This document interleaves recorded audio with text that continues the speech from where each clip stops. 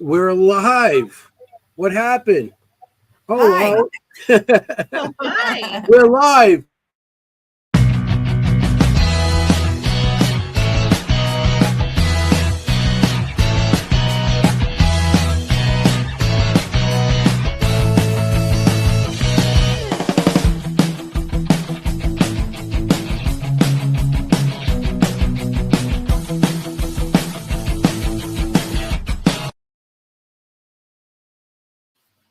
Hello again. Oh, We're hi. having technical difficulties tonight. I don't know what's going on. So we're back. How you all doing? Welcome to the Seekers Chronicles Paranormal Historians, where history meets the paranormal. So how's everybody in the audience? How's everybody today? Um, how are you guys doing? How was your Good. weekend? Good. Awesome. How about That's you, Kim? good. That's Yep, awesome. good, Okay. yeah. Yeah, okay. Bye. Good night. All right. Oh Good boy. chat. No, it was good. I had a great weekend. My husband and I have not been away together alone for like 20 years, literally. Many of you know we have a daughter who has autism that we, sort of care for together and sort of tag team, right? Because it's difficult for anyone else to really watch her. So we actually had my other daughter watch her, and we went away for the weekend, and we decided to put some money back into New Jersey and do the old fashioned thing and go to Atlantic City. So we went to the beach on Saturday, took a walk, he showed Wow. me how to do some gambling because I had never been. Can you believe I've never been to a casino? What? So it Really? was kind of fun because I had never been there. Like it That's was cool. just, we sort of did the cheesy thing. We went Mhm. to the old fashioned honeymoon place of Atlantic City, and we had a great time. We just, we laughed, we had time together. It was really, really nice for our 30th anniversary. So can't Yeah. beat That's it. awesome. Well deserved. Well deserved. And our Yes. Italian side, Anthony and my Italian side is literally sitting here like, you've never been to a casino? I know.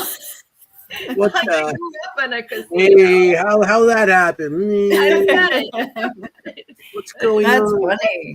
Adam's never been to one as well. This Nope, is I haven't. And but my husband has, obviously. My husband's Italian.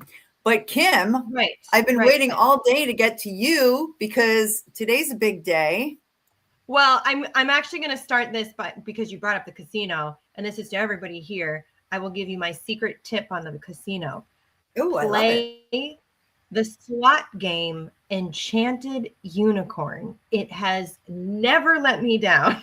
Not yet Enchanted to this Unicorn. day. Enchanted Unicorn. So look for Oh, wait. Enchanted Unicorn. It has been, and I've done it the old school way where it was like the pull, and I've also done the new school way, which is like the all electronics.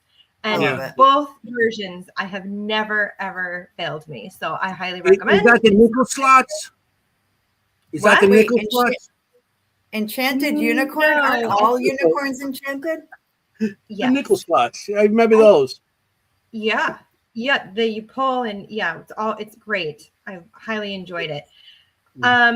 Yeah. So, I mean, welcome to like week 2 of the year of the fire horse. I mean, if we have any perspective of how the year of the fire horse is going to go, I think we are in it. Again, it's characterized by fast changes, fast changes, things shifting, moving, passion, things being done without even thinking about it. So I in my Qigong classes, I have a class that specifically teaches how to ground your energy with the earth energy and water Qigong flows to balance this fire energy. Highly recommend that. But so we've also had some other fun stuff. I don't know if you guys have heard that there has been a parade of planets. I don't know how many times I have heard the term parade of planets. So a lot of the planets and the moon were all in alignment, and you could literally see them like at you beginning at like sunset. You could literally see them parading down at the same level of the sunset, like the same kind of area. Really cool. I didn't see it, but I heard it was hard to see in our area, which, with we're outside Yeah. of New York City. There's so much light pollution and there's so many planes. It's really hard to see. But also we just had a blood moon, which is debatable, happening this morning. Yeah, so a blood moon is a lunar eclipse. And the reason why it's red, I've heard two different reasons of why it's red, other than like it being, metaphysical reasons for why it's red. But the level of it, the sunlight is reflecting off of our atmosphere. And so that can change it. But also the light angles, it's literally, so if you can think of like the prism of colors, the low light angle is red, the infrared and red coloration. So that also, as the light comes around our Earth and intersects on the moon on the other side, it just aligns up with the red light frequencies. So yeah, that's pretty interesting. We've got a lot of we won't see that again until, well, we won't see it again for a while, but 2028 is the next blood moon. Right.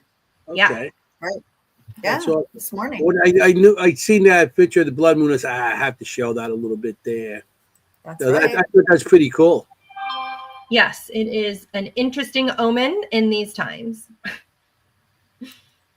I love it. A lot of interesting stuff happening these times. So Getting right into Hey, it. I warned us all 2 weeks ago when I said, You get did. ready, buckle up. We are going into the year of the fire horse. So She the did. fire horse. So don't say you weren't warned by Kimm. Nah, it's actually cool. in China, there is a lower birth rate this year because most people don't want to have, they believe that having children this time of year, they will come out to be very rebellious and difficult to handle and stuff. So actually the birth rate goes down on a year like this. As opposed to typical children who are rebellious. And Yeah. Yeah, I know. I mean, I don't know. Any more rebellion, I would say I'm out. I was born a year of the tiger, so Whoa, so was my brother. I'm a Leo Really? and I'm the year of the tiger. So I think I'm a monkey. Something tells me you are feisty, Anthony. fire signs all the way. So, Yeah. thank you for that, Kim. Yes, thank you, I Kim. appreciate that. I really do, because I look forward to that now. Yeah, It's become I like mean, a segment now. stuff I normally keep myself up to date on. I keep myself up to date on earthquakes, volcanoes. There's a mud volcano that's blowing up also right now. Solar storms, the sun and the moon. So this is stuff I normally keep up on a daily We got to basis. start another podcast with just you talking about this. I know. Yeah, but we're here for the paranormal. We're here for the paranormal. No, we're we're here- here for the paranormal. Yeah. Come for the paranormal. Get The the supernatural. yeah. You like my title now? Supernatural spectator. I do No. love it. I'm not an I love investigator. I'm a spectator. Ooh. Everybody's spectators. So Anthony and I were on a podcast on Friday night, and he was talking about that, being a supernatural spectator. yeah, because spirit Yeah, doesn't I give you was what they on, don't want to give you. Yeah, I was Respect on the it. witching hour last night. The witching hour with Frosty. Oh, the and- witching hours. One of my Yeah. favorites. Yeah, it was great. Yeah, it was a really nice Yeah, time. Yes. they're good people. I'm Yeah, gonna we have talked to give them I'm gonna have them on a guest. Two of my eventually. faves. Yeah. I Yeah, love Jennie. we need to and have them Frosty. on. Yeah. Yeah. You probably liked all his facts and everything. So Well, I love actually, his we weird talked news. so much about mediumship, and we talked about channeling, and we talked about like really deep stuff because Jen and I really went into like the nuances of it. So that was really fun. that's cool. Well, we have a guest tonight. We have We a do. fantastic guest. I've been following this guy since 95, 96, something like that. Wow. Wow. So Yeah, I've been there's following him a everybody. long time, and I just got to recently meet him not too long ago. So he's been around like, he's one of the old G's. The The OG. OGs. Yeah, Yes. yeah. He started back, a long time ago, and so Jennie, do you want to Yes. announce? Yes. Well, We guess. didn't quickly hide everybody in the chat. I don't know where everybody is tonight. Hopefully they're coming in a little bit late, finishing dinner or whatever. I noticed some names missing, so hopefully everybody's Yeah. okay. Everybody. Yeah, for sure. I think we just saw each other in Gettysburg, right? At the Parajam. Did we see each other? Yes, we've seen each other. That's where we talked about getting him on the show. Okay. I used to see him at the New Jersey Para Unity and some other stuff. So, Right. okay, you want to Okay. announce? Anyway, yeah, special guest tonight, episode 73, if you can believe it. Tonight we have paranormal researcher, author, lecturer, and demonologist Dave Giuliano. Welcome to the show. Hey, here he is. Hey, everybody. Hi, Yeah, Dave. like Welcome. The old, Ignore all the junk. I just thought it looked better than the blurry, pseudo background back there. But No, Yeah. I like it. I pay like no it. I like attention to that. yeah. Did you Well, see a ghost back That's there? why Though? I shut my little light off. You want to see what's behind me? I got quite a few years of equipment too. Not as much as you do. Not as much as you do, but I have Rubbermaids full of equipment that Mhm. just don't use anymore. Parts. Oh wow. he's also the He's the one the ghost hunting store. He's the original. Yes. I figured we would Original. discuss that at length. Yes. Yeah. So I'm just giving you. You said a couple of things. Yeah. So, I know. Yeah. Dave, we seen each other at Gettysburg. Like I said, I met you a couple of times, and we really didn't get to talk or nothing. So because you're always busy doing what you're doing, and I'm always talking to a million people also.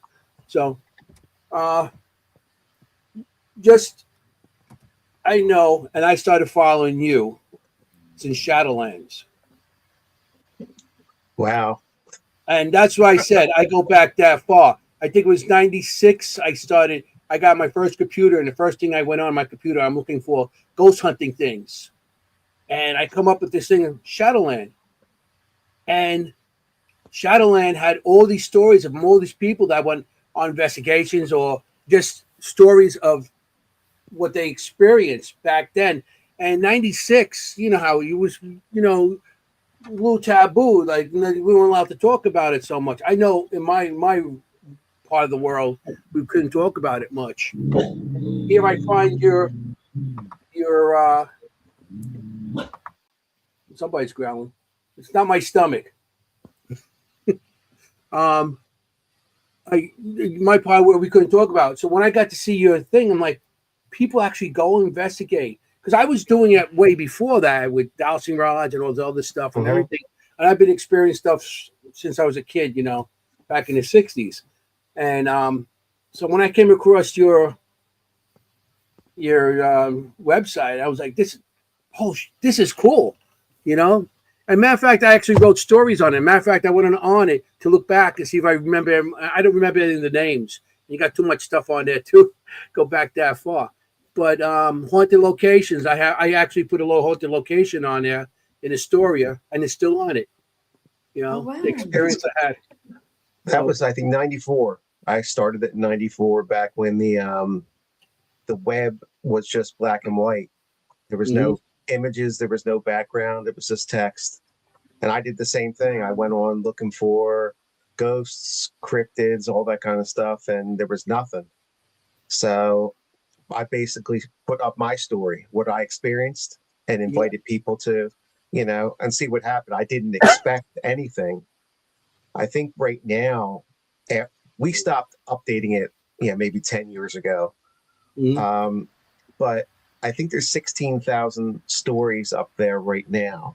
And we got a lot more that were, that we decided for various reasons not to put up. But so probably at least double or triple that were actually, submitted. So it was meant to be a safe space for people to go without being ridiculed or anything like that until, their experiences. So it was more for me than anything else. And then it just grew into, something else that I would have never imagined. Yeah. I mean, when I got on it was like 96, 97. I got my computer in 95. First thing I started looking for all kinds of stuff. Then I came across it. Then it was like throwing stories, and I was on it every night, sometimes too early in the morning. Computer, we could call it like we got on the computer. It was like next thing you know, the sun's coming up. It's like, holy cow, how that happened? Yeah. That's because a lot of stuff I was reading on you. I was like, this is wild. That kind of opened me up, and I actually started my team back in '96 because of your site, Shadowlands. I was like, that was so cool. That's why I started it, because I started seeing people actually doing this, and like you said, it was a safe area that I could go on and put my stories and say things. So that was pretty cool. Thank you. I'm saying Yeah. thank you. More and more. So Anthony and Dave, what is this? It's a website? I don't know what you're talking about. So there's a website. All right, I gotta go. She never heard of the Shadowlands. I'm leaving. Yeah, I No, know. I've never heard She's of very this. young. She's She's very, 12. very young. We're She's gonna 12 forgive years her. old. What does she know? That's what is amazing. She's just though. a kid. I was Sort of. standing at an event with I was talking to Jason Hawes, and Steve Gonzalez walked up, and we had never met officially, and Jason introduced me as the Shadowlands guy. And Steve got like down on his knees and was like bowing to me. Yeah. Heather Taddy found out in an event, and she's like, "Look, I found the Shadowlands guy. I didn't know I was here all along with him." And then you get a point where you can see where that gap was, where we stopped updating it, where it fall out of the search engines and the TV shows started coming, so people weren't reading stories. But yes, the Shadowlands.net. It was back when search this is predating Google and all that, but when the search engines were first, like Yahoo was one of the earlier ones. There was no category for paranormal. There was no category for any of this stuff. So they had to create categories just for my website. I was the first Bigfoot page, first, cryptids page, world histories, ghosts, ghost hunting, haunted places, all that. So that was neat. Now looking back, it's neat because you saw really like the birth of like everything. But then just like, the older stuff just gets more modern stuff. People want it instantly. They can go on YouTube and watch and listen to a story as opposed to going, and reading, pages. But back then, right. option, if you wanted your fix of, ghost stories that weren't in books, I mean, the internet was the only place to turn to. Yeah. And can people still post their stories on it? We kept it open for a long time for people to still post, and the link's still there actually. But people nowadays, I guess the mindset is, if I put my story up there, I won't become a millionaire because of it, and they'll steal the rights to it and all that. We noticed once the TV shows, especially, and then every ghost hunter wanted their own TV show. The stories went from getting thousands a month submitted, on the busiest times of the year, and then at least hundreds any other month, down to like almost none. And some months we did get none, zero. So right now, I think we probably get about 2 a year. Oh, you still get them? Okay. But gosh, that's such like a resource to have to do. I mean, I would be curious about doing like statistics on the stories. You know what I mean? Because it's such a large database of people's firsthand accounts. You can do epidemiology on that kind of stuff to figure out, but just to kind of be like, what people are experiencing all over the world and how are they experiencing it. That's fascinating. That's a lot of stories. I'm looking at the locations now, and you have, Albany to all the different states, some people in other countries. Every state has something going on. And not even states, it's pretty much cities, because you start alphabetically from A all the way down. And I'm looking at the page right now, and I'm just like, of course mine's there, so I'm so Astoria, Queens, footsteps following you down the hallway of the office area, deep voice heard from a man in the hallway, people heard talking from vents when there's nobody in the building, and a black woman in a white dress seen sitting in at one of the desks at the entrance of the lobby of the place. I'm not going to mention the place. Well, I should. It's called American Museum of the Moving Image, and that's in Astoria. and I seen all this stuff. I was a night security guard, and it was me and somebody else, and it got to a point that we're supposed to every 45 minutes to an hour, so whatever. You're supposed to walk around, and it was like a watch key that you have to check every location before you walk into one of the floors, and then you check out on the other floor so they know how much time and if you actually did the floors, whatever. And my partner, guy, football player, front line, 400 pounds, big freaking guy, tall, and he used to play football front line, in college. And here I am, and he's like, I'm not going up there. The Exorcist doll was up there, the original one from the movie, and the head used to move by itself, but there was no electronics, there was nothing electrical to it. So, it was an awesome place. But and I put that on it, and I'm looking at it; it's still on there. Kimm, one of the things that I use now when I'm dealing with clients is kind of what you were talking about with the database kind of thing. I have so many different stories and experiences that you're able to pull out a common thread and see what this is typical or atypical of this type of haunting. And that's, I think that if we were going to resurrect the page, that would be definitely something that we would keep in mind to somehow make it searchable or something where you could look for different things and then focus. 'Cause I think of like shadow people and all the different things like that people talk about, that you go on YouTube now and you watch the videos about shadow people, but when you go back and read real encounters with them, they don't match up. They're not the same thing as what people are talking about. It's sensationalized now. Everything's a demon, all that stuff. When in actuality, they were more silhouettes, and people could see more distinct shapes, like a hat, a dress, something that was more or less the spirit was manifesting, but not coming through in color. You're just catching the shadow of it. And that is predominant, not the other part of, it's this nasty, crazy thing that's chasing you through the hallways and everything. Right. Yeah. Right. Shadow people, all demons and stuff like that. Yeah. Well, I had experienced shadow people, and none of them really did that to me. I don't know. I've been doing this a long time too. So, I mean, maybe there are some, but, I know you're a demonologist, so you would know better than I guess, with shadow people. They're not, are they demonic? And some might be, some might not be, or they're just shadow, outlines of spirits trying to manifest. I kind of look at it this way. The shadow person could be demonic. It could be a human spirit, but so can the little boy that's at the end of the hallway. That could be a human spirit or demonic. So why pick on the shadow people? I mean, you can't just isolate it by one thing and say, oh, that's bad. And I get it, because it's a dark shape, and that anything dark, that automatically you think negative. But that's part of the trap. You get something positive and lures you in until it's you realize too late. Yeah. So how does one determine the difference? How would you determine the difference? Not by first glance, definitely.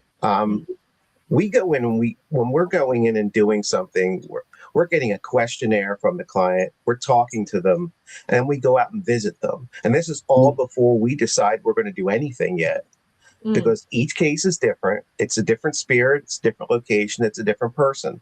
So no matter how similar they may be, you can't just, there's no cookie cutter approach. You have to go in there and do all that. And then we kind of decide what we're going to do first based on the specific case. So there's not one way that you can say, okay, this is the people who go on, they look at something and right away, oh, that's bad. That's an impossible thing to say. You cannot get anything just from one aspect of it. Even I know people out there that claim to do this. They'll do like a phone interview. Well, phone interview is great. So it's a written questionnaire, because then you're going to get them writing other stuff down that they may not say out loud. And now you have something that they've written that you can go back and talk to them in person and get the rest of the details, or see anything that deviates from that story. Was there an embellishment in there? Was there stuff they left out? Why do you think they left that stuff out? Yeah. And then you get to see body language, eye movements, who's interacting with who's turned away, facing, cold shouldering one of the family members whenever they talk, all those different things that can indicate stuff that maybe they're not verbalizing, they're not saying out loud. There's just so many things that all go into it. And even then we might get to that point and go, it could be either or. So at that point, then we will probably do a house blessing. And a house blessing is a minor exorcism. It's the same exact thing. The wording's almost identical. I know the Episcopal Church, if you ever have the opportunity to listen to what they're saying when they're walking around, they're casting out evil. Just like a baptism. If you were baptized, I think it's like before the 1980s, there was actually a section in the baptism that said exorcism. You were being exorcised and cleansed by the water, so you could start fresh. Mm-hmm. So we're exposed to that stuff all the time, but we don't pay attention. But the blessing then may flush something out. There may be a reaction that, without a doubt, that's something that's it's non-human. It's not reacting in a way human spirit would. And even then, you have to be careful. You go into a house where maybe there's some Jewish spirits there, and you go in and do Christian house blessing. Right. So, and then right afterwards, some things get broke. Glass flies across the room and all that, and people are screaming, "Oh my God, it's a demon!" It's like, well, no, it's not. It's a pissed off Jewish person that you just did a Christian blessing in their house. So they might be a little upset about that and decide to show their disapproval. So it really gets to that like finite little nitty gritty. I have discernment. So myself and one of the other people on my team. So I may see the demons. I can see stuff all the time. But that doesn't mean what I'm seeing is what's manifesting in the house. I could have something just pops up for me, just that I see, but that's not the demon that's doing anything there. Maybe it's from next door. Maybe it's from out in the backyard. Mind its own business, but it knows I can see it, so it'll come by. So I can't even go off of just based on what I'm seeing. It has to be all those factors all put together and come up with come to the point where that it's the demonic outweighs any other possibility. When you get to things that aren't possible by humans or human spirits, then you kind of know. But a lot of times they don't want to pick a fight. They don't want to go, toe to toe. They want to go back to being left alone. So, quite often a house blessing will show nothing at first, and maybe that the activity disappears and everyone thinks it's okay. And months later, it starts back up again, because then everyone's lulled into that false sense of, security, and it's all good now. And it's a lot more complicated than it seems it would be. And the way it's portrayed out there. There are cases that I've gone on that I still to this day couldn't tell you one way or the other because it's that complicated. I mean, that makes sense. Does it matter? I mean, like one way or another, like as long as you get to the right, like we talked a lot on this show about getting to a result, right? So if you get to the result you're looking for, does it really matter? No, it doesn't. And that even goes for when people are, people will right away go to like the medical or the mental health part of things. And even with that, if there's something now that they feel better because someone listened to them and someone believed them, and now they're more comfortable and that's all that they really wanted. Then, case solved. That's all there is. I mean, I've sat down with people and got them to, we'll do a lot of looking around when we're there in person. And one of the things I look at is the medicine bottles and the date they were prescribed. because you can tell right away that whether they're taking the medicine as prescribed.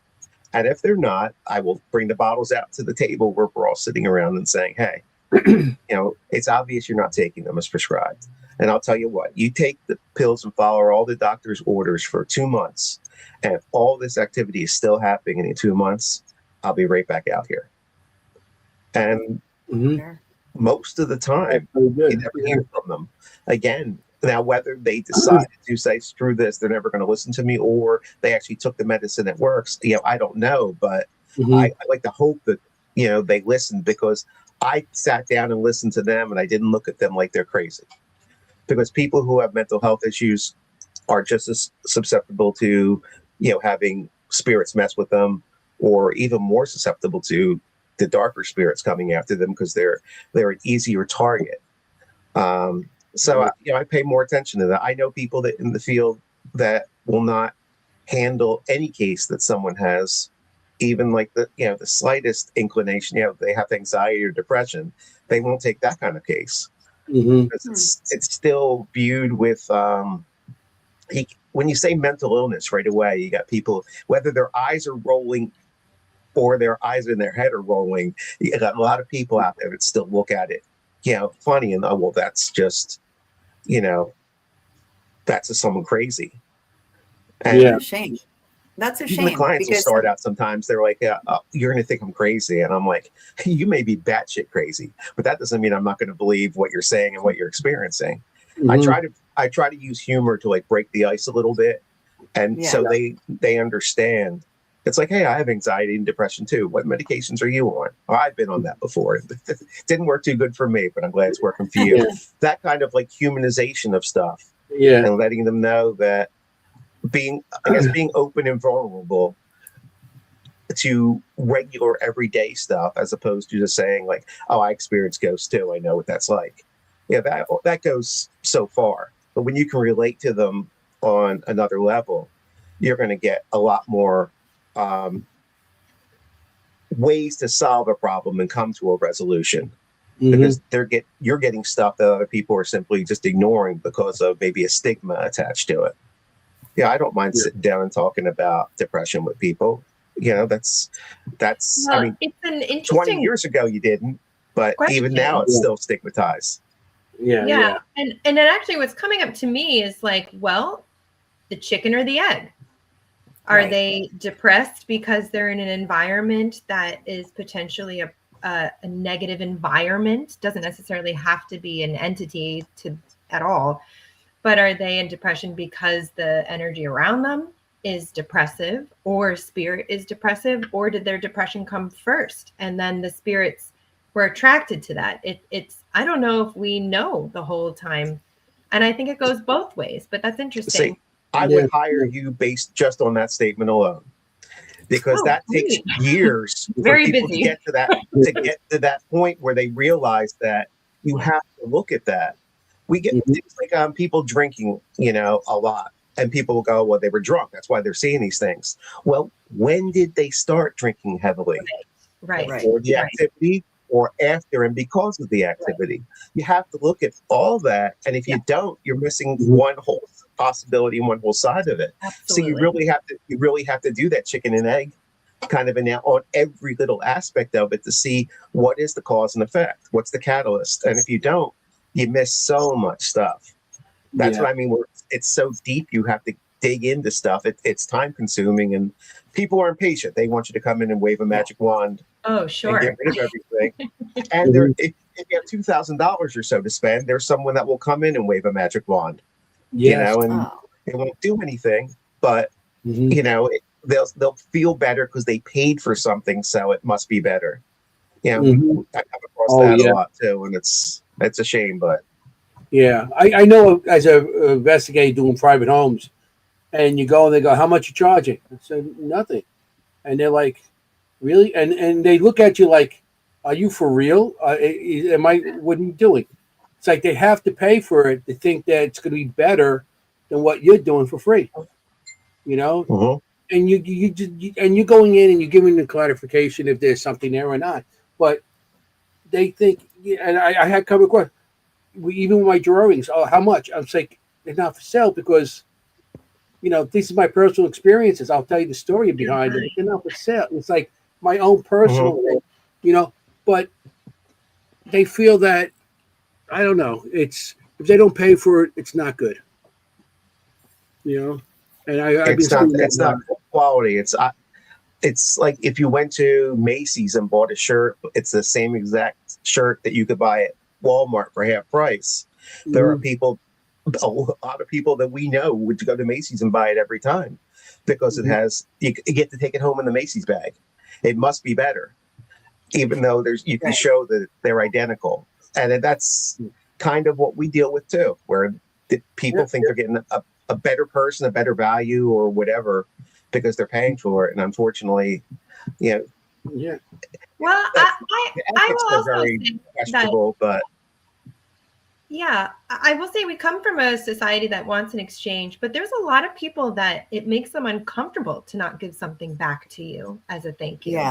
Yeah, a lot of people actually are uncomfortable, not necessarily that they don't value the service, but they just genuinely almost feel like the service is not reciprocated between, not that that's true, but it may feel that it's just not reciprocated because they don't have enough. I have people like that too. I just said, just coffee and a piece of cake or cookie. Exactly. Or that's all I want. Some coffee, a piece of cake. That's it. I don't want no care. I don't want no money. Just, feed me. Hey, it costs more. That's usually what we go with. We go with the feed me, or great. You got if you guys can bottled water or whatever.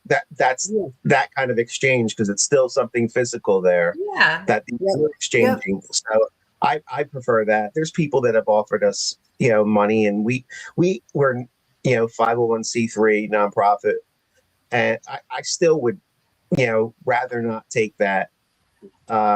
There's donations of places they could put that money to better use than with us. Right. I've had people so insistent that I finally said, could you make a donation, to the Historical Society, because they worked with us, that kind of thing. And they felt good about that. But I know what you're saying. Sometimes they just need that transaction. But under no, and you can explain it. And I find most clients will understand after you explain that it's a better thing that we're not taking the money. And why. Most people will catch on, but if they really don't, I'm like, how about we make a donation, to the Historical Society or whatever, society might be involved in what we're doing. That's a great idea too. I like that. Definitely like that. Idea. Yeah. Donations. I had a very specific question. I don't want to forget, Dave, what you were talking before about starting. You said you begin with the house blessing, right? What was that? Are you beginning with that as a diagnostic tool, or are you beginning with that thinking this might work? We're hoping that it works. Okay. That would be nice. If it's dealing with something that's negative, even negative, not demonic, the chances of it clearing everything out is not likely.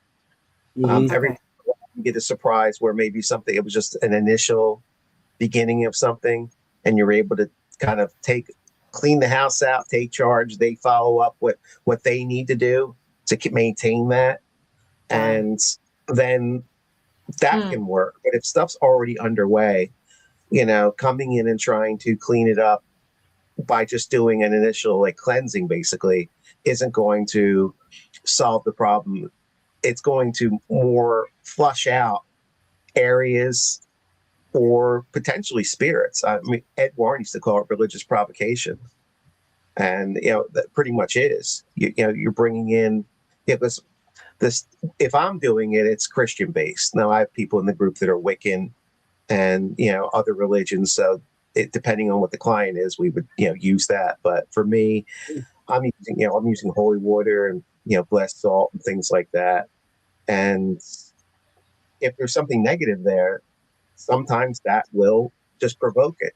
Whether it's something that a growl or something, it's not going to be anything crazy, but it's enough that we know, hey, when we went to that closet, did you hear anything? And that kind of stuff. So we know now, okay, well, maybe we come back and we'll just, we'll focus in that room. Maybe we do something that's more direct, like come in and do the same thing, but instead of doing the entire house, do just that closet. So focus all the energy in one spot and then see what happens. It really is, you're whittling it down, hoping you can find something that's going to like stick and work. Because like I said, there's no cookie cutter approach. And the people that go in with the same thing every time and do the same exact thing, like earlier I said that there's no case it's the same. Different spirits, different people, different location. So you can't expect the same thing to work in all those different locations. And a lot of times the spirits will just leave. I've heard them on the roof stomping above me in one house. And we're doing the blessing inside, knowing that, 48 hours to a week, something like that, they're going to be right back inside again doing what they want to do. So they can keep going out in the yard and we can keep coming in over and over again. Obviously that isn't working. So now trying to come up with a different, game plan. Otherwise, it's just an endless cycle. But some people will do that because they're not taking that time to, again, like to think things out. And I call it peeling the onion. And my investigators laugh at me every time I say it because I say it too much. But it really is that you're going layer by layer by layer. And it does take time. But if you go quickly and do something and you make a mistake, there are severe consequences that can be paid. There are people's lives really do hang in the balance. It affected. When I teach my classes, I got a class coming up in Gettysburg, I think, at the orphanage. When we were at the Parajam last year, I talked to them, and in March, I'm giving a demonology class there. I kind of go into a lot of the details of people I've known that were demonologists and priests that are no longer with us. And the classes? Yes. Oh, no, that's interviews. That's another podcast. Oh, okay. I'll take that off because I've seen you advertise it on your website, on your Facebook, that you're doing something. Yeah, I have it on. I have Facebook, and I think the orphanage, the ghostly images, I think they put it up too. And Nick from Black, I'm going to say the group wrong. He's going to kill me. Black Lantern, right? Black Lantern. I keep on saying Black Label. I'm thinking of Johnny Walker. I'm sorry. Yeah, Black Lantern. Black Lantern. He was advertising it for me too. I like people to know that there are consequences beyond what they would think. Because sometimes the movies let you off easy, honestly. They don't show what can happen to people, years down the line. One of the people that was training me early on was he worked with the Warrens, and he was in New York City, so he was like one of their area investigators there, and he had a nervous breakdown, and he never did anything paranormal. I heard from him twice just to let me know he was alive. And that was it. But he wanted no other, he didn't want to get into a conversation where I'm asking, how you doing? Or anything that would come up to remind him of what was going on or what he used to do and things like that. So we're very fragile beings, and it doesn't take much to be pushed over the edge if you're not prepared. And he was prepared, and he got pushed over the edge. So I've met priests that stopped being priests after dealing with cases. I had a priest that was on my team that we were doing the third exorcism on a person that didn't want the stuff to go. He summoned it to begin with. But it was 3 different priests. They all wanted to see what they could do and give it a shot. So he was in our group. We were doing it also to help his girlfriend because she was being tormented too. So afterwards, the guy asked for a confession, and that has to be one-on-one. You can't do that in a group setting. So he took confession, and the next day he didn't believe in God anymore, and Wow. totally started working for the other side. He was going around in the reverse colors, with his, the cassock and the hat and everything, going to Catholic schools, trying to recruit teenagers and middle schoolers to his Really? church, because his God was much better than the one they're worshiping. Oh, So they wow. actually had signs and flyers hanging up all around. It was all around South Jersey. So, and then ultimately he took his life. Oh, So that was all from, this guy had been a priest for 11 years. He was in training to be an exorcist, where he would get the official, the official document saying, yeah, here's your driver's license, kind of deal through the church. And whatever was said in that 5 minutes was enough to convince him that, God doesn't exist, but the devil does. And Wow. it's that easy to get. That's why I'm not a fan of the people that are run around and use the term demonologist. I didn't start using that till demonologist. I didn't start using it till about like 3 or 4 years ago. I would say I worked, with negative or extreme cases, is how I used to put it. Because, when do you know you're a demonologist? Because there was people that I saw at events that when you did the math, I was on a panel with someone that said they've been doing it for 10 years. I'm like, dude, that would make you 11 years old when you started. It's like, so, if you're going to say stuff out loud, don't be stupid. Do some math in your head before you let that out. Yeah. Simple math. It's going around and teaching people too. Setting a lot of people up, putting people in danger, and they don't know they're in danger because this guy's business card says he's a demonologist. So obviously he's trained. When I heard John Zaffis introduce me to a group of people as a demonologist, that's when I'm like, okay, I can check that off the list. John would know. I feel like that's someone who's been doing it a lot longer than me. That's saying, okay, you get the thumbs up, you get the approval, right? So, and that's when I found he would know. One of the best. He would know. Yeah. He was trained by Ed. So he would definitely know. That to me was a confidence that, okay, well, if he thinks that's where I am, then I'm going to go with that. Then that's fair. Yeah, I have so many questions that are bubbling up here. My God. So, I'm gonna do two. I'm gonna do two questions at the same time and go for it, Dave. So I heard you earlier saying that you see the demons, and are you seeing them in your eyes externally in the place or in the location with the person attached to the person, or are you seeing them in your mind? So like for myself, I don't usually see it physically. It's usually in my mind. And then my second question is, where do you think these demons come from? These extreme negative sources, where in your experience do you feel like they're coming from? How I see them, I've been seeing regular spirits, since I was like 3 years old. And the way I always explained it is, it's in the physical plane, but it's almost like there's like this little slide that overlays, almost like a hologram kind of thing, where it would overlay onto that same plane, where I could see it differently. But if I'm just trying to explain it to someone, yes, I'm seeing it on a physical.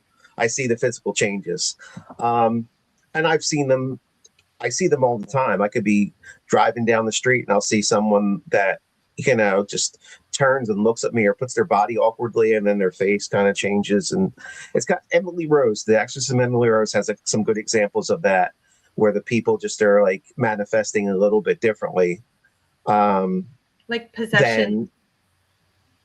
Sometimes it's a different way. Sometimes it's just a facial change. Sometimes it's just maybe the aura around them turns, like jet black and super thick. It's little things like that. And then with the discernment, where on cases, sometimes I see like the true nature of what it is. Someone may see a little boy and I see this, this thing. So it's not really a gift. They say it is, but I want to give it back because you can't unsee once you've seen it.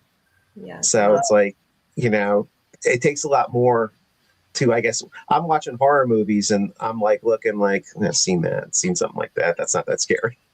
Because you see so much more that, my wife has discernment too, and she'll draw it all out.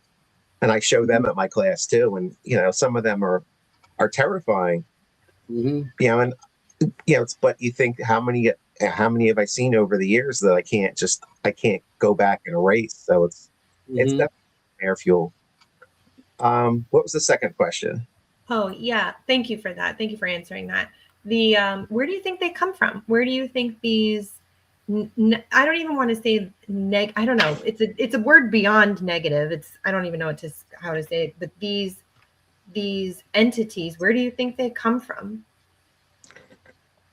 That's a tough one because I can give you the politically correct one about, the fall of angels from heaven and, they're in hell, and sure, give it all. That's one aspect of it, yes. But there's that, and that covers 3 of the major world religions. So, but there are other religions that see things a little bit differently. And I was a student of world religions. I see the stuff that's more common in all of them than differences. So I think we're all describing the same thing, just through different culture and different words. So a lot of the stories may not be exactly the same, but they all talk about balance. Good is nothing if there's not bad, because that would be the only thing we knew. So there has to be a balance, whether even yin yang. There's a balance, and the yin yang symbol spins, sometimes there's more white, sometimes there's more black. It's a constant balance. The Egyptians balancing out the soul against a feather. All cultures just go back, and they've always seen that there's the duality. There's 2 sides to everything, and if there's 2 sides and one's bad, I think maybe we've come up with stories for just our belief system. So there may have been a physical battle between angels that cast them down. The whole story that you read in the Bible may be exactly that, 100% accurate. But that doesn't mean that in another religion, their story of their negative spirits may not be, may be 100% accurate too. It doesn't mean that story or the way they appeared to the different people in different cultures in different parts of the world, just because it's different doesn't mean it's different.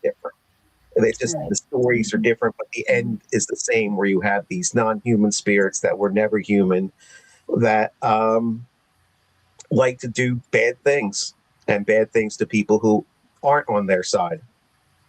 That are, because if they can knock some of the people that are good down, then there's a few less good people.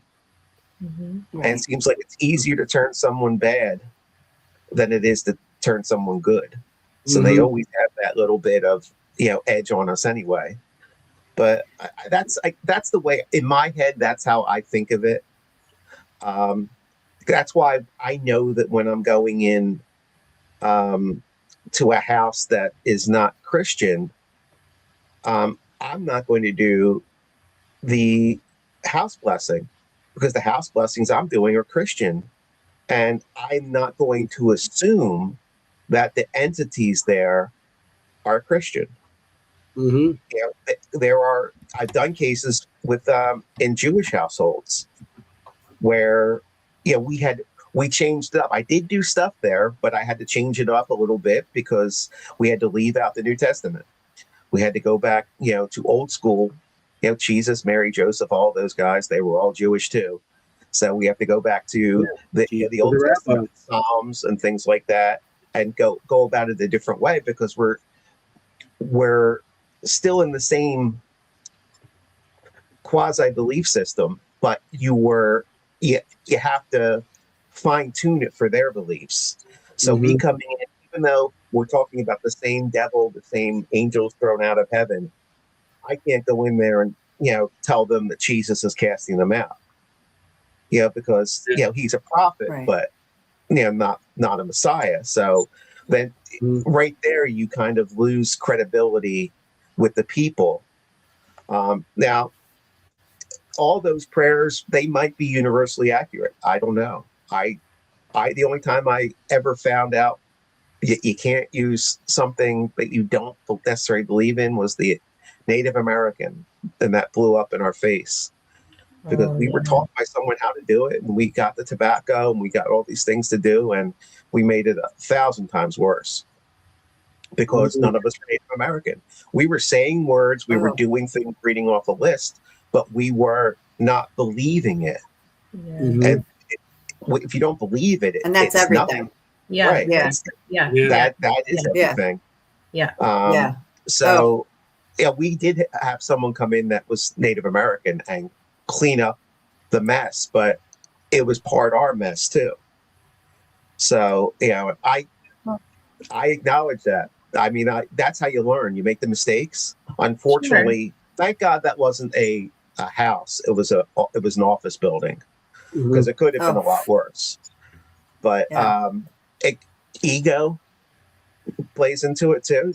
You're doing stuff. It's like you're the one that does that, so you can go and do it. You got the instructions right here. Yeah. And unfortunately, it just doesn't work that way. I've been involved. And you want to help. You want to help. Hindu. It wasn't even an exorcism. I don't know what you even call it. There was an aunt that was cursing and manifesting and attacking the family remotely. So we had a member that was Hindu at the time, because the universe puts people in your orbit that you need at any given time. So he was there, and we were participants then. So I saw stuff that I'm getting chills right now. Give me the demon any day. I don't want to have any part of that ever again. Yeah. Because that was terrifying, especially realizing that I have no idea what's happening right now. I don't know what's happening. I don't know what's going to happen. I don't know how I'm getting out of this. We were there for moral support, what that's worth, was, my support left within the first 10 minutes because I was terrified. I was totally out of my comfort zone, and who am I praying for help to? It got very confusing. Thank God that was something we decided to read a book about and go and do. I mean, that would have been horrific. Yeah. You got other things going. I want to talk about some of the other stuff before we have to leave. It's going to run out sooner or later. The demon stuff always goes on forever. Demons are going to be here, But you have one of the first ghost hunting equipment stores. Ghost hunter store, right? How did you come about that? Because you started that way back where we were buying our equipment from Home Depot. Yeah. You know what I mean? And hardware stores. We're going into hardware stores at Home Depot and all these different places to buy our Shack. equipment. I went to Radio Shack. Yeah. Shack hacks. But and also it's like there's a store I can we used to get stuff from Radio Shack, and there was a place called Edmund Scientific where we could get the EMF meters from. Yes, I know that. I got a cell sensor meter from Edmund Scientific, and I think I paid like $150 for it, and there was no other place to get it, so it's like that's where I got it from. And going on the internet back when they were still can't remember what they used to call it, news groups, I think is what they were called, where it was still just like chat, basically long-term chat.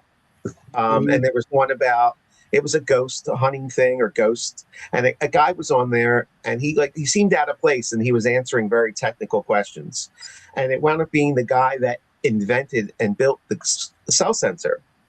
And just as a joke, after he had trained me and taught me everything I needed to know about the cell sensor, because I was using it completely wrong, as a joke, I said, yeah, would you give me a discount if I bought a case of them? And he said, yeah. And then he messaged me privately and gave me a price. And, I got up, I fell out of the chair, got up in the chair and fell out of it again. Because I realized, how many I could buy for what I paid for one. So I went on the Shadowlands message board and I said, hey, I think I said $35. I said, if I could get you this meter for $35, how many people would want it? And it was like hundreds of messages. So it's the floor of my apartment. Yeah, that's where I would get the cases of the cell sensors coming in and just ship them right out. And then I thought, I looked at my equipment case, okay, what else do I carry? What else could I sell? I think the motion sensors were next. Because I realized Radio Shack couldn't be the only place that was selling them. There had to be some other place that, that like Home Depot and places like that sold them. I bought this from your son, the sun meter. Yeah. So you went to the store when you were still in Mount Holly. Yeah. Oh yeah. That was my favorite store. And the woman that was there, I don't remember her name, and I'm like, is there anywhere around here we go and investigating? And she said she introduced me to Burlington Prison. That place is great. This I bought from your store many It years is. ago. I haven't used. I mean, it is what it is. But this is like one of the first things I got from your store. What is it, Anthony? What is it? EMF meter. Oh, got it. I found just looking at boxes one day, it's going through stores and stuff, and you see, we all knew back then everything was from China anyway. You still had the made in China labels. Well, I'm like, made in China. So there's someone who's making it in China, and then the stores over here are buying it and selling it for more. What if I could find somebody in China that's making it? Would they sell it to me? Idea. And I found people with some of the EMF meters, like that one in particular, that was like just a small supplier in China, and they would let me buy them in smaller. Normally, they would sell them by like 500 to 1,000. They would let me buy them like by the hundreds. So I would, buy them, and like the ELF zone, that was one that was, always around too, that we buy by the hundreds. And it was the same kind of thing. We were getting it directly from the people in China, but but not bypassing everybody else. So we were able to sell it at, ridiculously low prices, because I was more interested, and still am. I probably would be well off if I actually charged what some of the other places charge for equipment. I don't make a lot of profit on it, because I'd rather see everyone using good equipment or having access to the equipment than not using any. Yeah. To me, Right. that was always more important. So whenever even now, when I find something new, I'm usually doing the negotiating on my customer's behalf of getting the price down lower.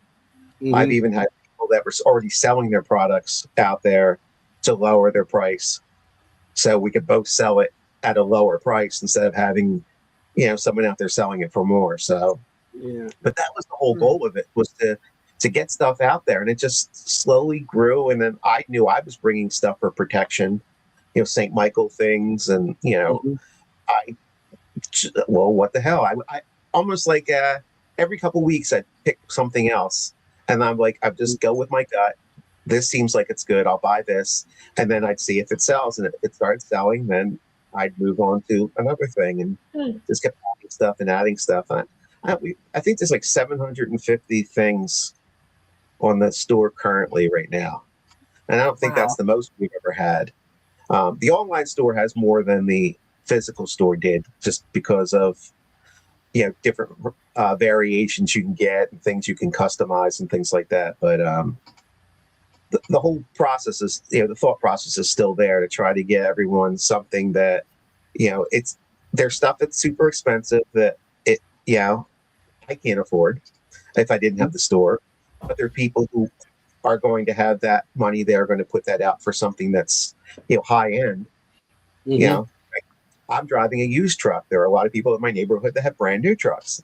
Yeah. I can't afford a new one, so I have to use one. So it's that whole principle. But I try to make sure there's still stuff that's in the low end, Mm-hmm. so it goes from one extreme to the other, and then plenty of stuff in the middle. So Yeah. you may not be able to get the high end one, but you're going to be able to get something that does the same thing, maybe not with all the bells and whistles, but some of the basic technology for Yeah. something that you can afford. And then I started the layaway program, which was like, I don't think anyone else does layaway. I seen that on your site. That was when I was a teenager and worked at Kmart. I worked in the layaway department. So Oh Yeah. my So God. it's like, let me see if this actually works. And it does. People love doing that. Because Yeah. I had that pay in for or pay over time before there were all those offers in the places that do it now. Yeah. Oh, like Klarna or whatever it's Yeah, called. like, so I've been doing the layaway thing for like 15 years at least. So again, Mhm. it's for something that's a little bit more costly, and there's no time frame. You put down what you want, you pay as much as you want anytime until it's paid off. Some people take months, some people take over a year. Doesn't matter to me. Whatever you can afford and whatever it takes to get to the end, then I'm good with that. Because it's the same thing. Then people are getting something that they're going to go out there and use that I'm comfortable selling them. That Mhm. it's going to work properly for what it's do what it's intended to do. If somebody's starting off with the paranormal, like some of these kids or just anybody, what equipment do you tell them to start off with? What would you tell them? I usually first ask if what would they see as like better results. Would you like to see something move and physical? Would you like to be able to show a picture or a video? Would you like to hear a voice? And then I can know where to go first. I think Mhm. the very first thing would be some kind of audio recorder, Mm-hmm. because it's twofold. You take your notes with it, so everything that's happening, you're logging in, and Yeah. then you're doing your EVPs.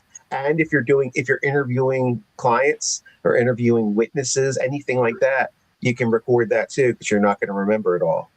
So Mm-hmm. it's really three important things right there. Um, then I try to tell everyone to get a flashlight that's red tinted. So I don't let my investigators use anything but red, because that way I'm not going blind throughout the investigation when they shine in your Yeah. eye. But then the next thing is more personal. Do they want that video or that photo? And I'll tell them, I'll be honest, it's like, hey, I'll show you the 6 positive photos I got, and you do this 40 years and you can get 6 positive photos too. Mm-hmm. Yeah. Or, That's for sure. or you can, like stuff like the tripwire or the REM pod, all the stuff where the trigger prop kind of stuff, where you can see Mm-hmm. physical interaction and interaction that you can't explain, that shouldn't be happening. Yeah. And then at least if you're going to, video, or you're videoing something proving there was nothing around that piece of equipment that should have been setting it off. So that Mm-hmm. would be like, the video would come after buying that piece of equipment. And that opens up a whole bunch. I mean, that opens up stuff, it's very inexpensive, all the way up through, the high end stuff. And Yeah. there's still stuff out there that, that I use, but I don't sell, because I think it's just tacky, I would say, is the best word. Cat balls. I'm not going to sell you a cat ball when you can go on to Amazon or Temu or any place and buy a bag of them, for next to nothing. That's, Yeah. Go to a pet store. What's that? Go to a pet store. Right. I mean, you're gonna get it cheaper doing it that way. Mm-hmm. So, but I use them. I think they're really cool. They're something that you can put in and on different areas, that if something happens behind your back, you're going to know right away, because the colors light up bright enough that you're going to know something just happened behind you. Yeah. Yeah. And if you're using them smart, I mean, wherever I put them down, I start pounding and stomping all around it to make sure that I'm not setting it off. Then that's a great piece of equipment to have. Mm-hmm.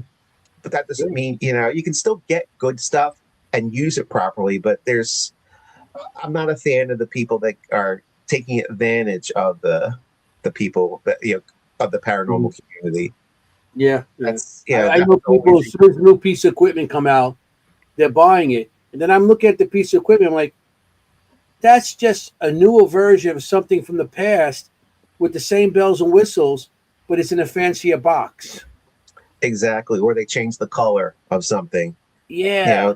There's I don't understand how some of the stuff that's out there is out there now, because I know that Gary Galka, the REM pod and the SB7 and the guy who invented all that, he finally trademarked REM pod just to be able to try to go back at some of the counterfeiters, because it's not the technology. There's a lot of proximity detectors out there, and there's a lot of different types. I mean, I sell a whole bunch of them, but there are people that have just taken his design and his special features that are only on his, copied them, and when you put them side by side, you can't tell which one's which, but they appear on Amazon and on Walmart and all the different websites. It's like, that's obviously like cloning it and stealing it. But, apparently there's nothing they can do about that. Like the K2. The K2, I have the, I have the original one, the K2. I think I got it from you also. And now that the K2s I see out here, the black ones and all these different colors, I'm like, they're not the same. They're so sensitive, and it's not the same piece of. You can feel the difference also between the older one and just the weight alone. And I'm just like, how did they get away with the sad story about that is K2 Enterprises had to close. All those people were out of work. The company shut down because they sold I think $65, I think is what the basic one went for. And then the cost was probably like half of that. But you go on AliExpress or Temu and you find the cheap knockoffs and you buy them for 10. Yeah. Well, who's going to buy $65 one when they can buy a 10 one? Not more people are going to buy the cheap one now because of the huge price difference, and it looks the same, and it's plastic, maybe a little cheaper. The circuit board might be identical. I mean, but it was enough that it took enough money out of K2's pocket, and there was nothing they could do about it because they were being built overseas. That it shut them down completely. And a lot of the people who come up with these really cool ideas, I have no problem with. I've seen people. I carry some that are round objects that are proximity sensors and have the lights flash with the antenna. One of the Opti Red Pod was one that I carry, and I carried that because the antenna came off. The very first design of it was you can unscrew the antenna, which you couldn't until recently on the REM pod. And it has two modes. It has the REM pod sound that we all are familiar with. Yeah. Then it has one that plays musical notes, and you can just toggle between the two. That's a big enough difference that the REM pod doesn't have. And it's not a red top, black tube. The guy made it in like an octagon shape and different angles on it. Made it different, but it has a different feature because you can't trademark or say that you invented the proximity sensor, because that's what they mostly go off of. But when you mirror all the features identically, then I have an issue with it. And that's unfortunately, there's more and more of that popping up. And if they make it look good, they put it in a nice box or a blister pack, and all of a sudden that looks like that's the Macy's version. Yeah, instead of the original. You know what I would love? I don't know if you offer this or if other places offer out two things. I would love to like rent equipment, because I'm not a big tech person. Never have been, never will be. I'm never going to buy stuff for thousands of dollars. And I know all of you all here have. So there are those. But I would love an opportunity to like rent equipment where I can try it out, see if I like it, see if, a trial, if it resonates with me. Like equipment's either going to resonate with you. Some equipment works for some people. It doesn't work as well for other people, and you're never going to know unless you buy it and you use it, unless you borrow somebody else's.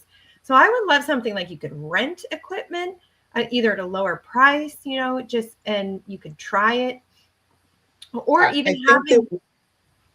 I think we thought about it before, and what we ran into was the whole, the decreasing the value over time. Then what happens to it if it doesn't pay itself off? Something damaged, you had to hold on to credit cards where if someone, you never returned it or returned it damaged, you could charge it, and there's all the liabilities for that. It wound up being a mess. So what we do is I host.